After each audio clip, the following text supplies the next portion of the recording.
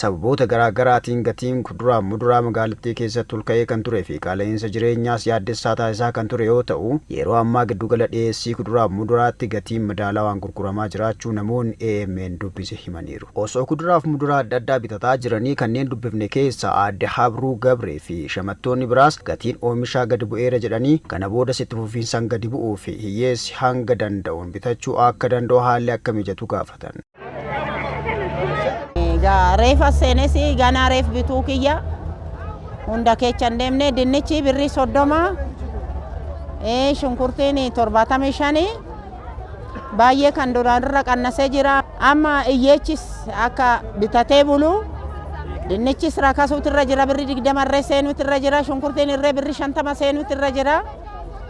Wanni hunduu rakasuutu irra jira, nuura waddadee jira, hojiin hin jiru. Damooza bakka fuudhanii bitatan hin qabani. Sila kanaati mangistiin hundumaa laalee iyyeecha gatii irraa buusuutu irra jira. ዋጋው በጣም ሴፍ ነው። ለዚህ የብር ምስጋና ይድረሰው። gatiin baay'ee gaariidha.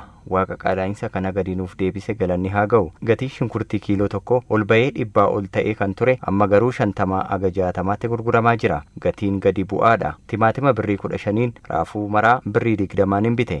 Hojjettoonni giddugala gabaa laaftoo sadarkaa adda addaa irratti bobba'aniis gatiin kuduraaf muduraa amma jiru gaarii ta'uu himanii dhimmoota gatii gabaa qaalessan jedhanii yaadan keessaas rakkoo nageenyaatiin walqabatee hanqinni dhiyeessii mudatee akka tures kaasaniiru. Dabalaniis dukkaanota waajjirri daldalaa kutaa magaalichaa daldaltootaaf kennee ture qaamota sadaffaaf afuraffaaf guyyaatti birrii guddaan kan kireessan waan ta'eef daldaltoonni kana gatii keessa galchanii bu'aa irraa argachuu qabanis uummata irratti waan dabalaniif dhiibbaa qaala'insaa uuma jedhan.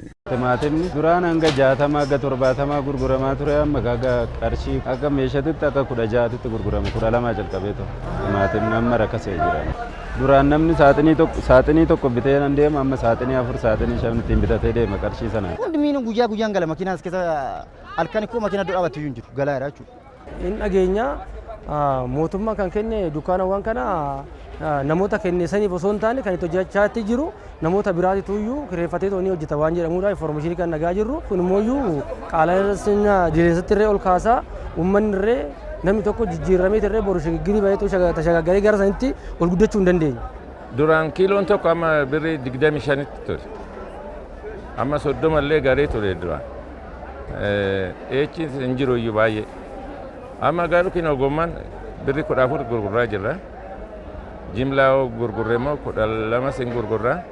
Akkuma dheechan gommaa namaa qiyama kiiloodhaan binnanuu achi. Ogeettiin odeeffannoo daldalaaf industirii kutaa magaalaa Nifaas Silk laaftoo Aadde Raahel Gabruu daldalli kuduraaf muduraa giddugala laaftoo torban guutuu kan gaggeeffamu ta'uu fi gatiin isaaniis kan kana dura irra ture jijjiirama guddaa kan agarsiisaa jiru ta'uu ibsan. ከውድ እስከ ውድ ነው እዚህ ገበያ ያለው። ሰንደይ ማርኬትም አለን። ሰንደይ ማርኬት የሚሸጡት ከዚህ የገዙ ለህብረተሰብ ለሸማቹ ህብረተሰብ እያቀረቡበት ያለበት ሂደት አለ።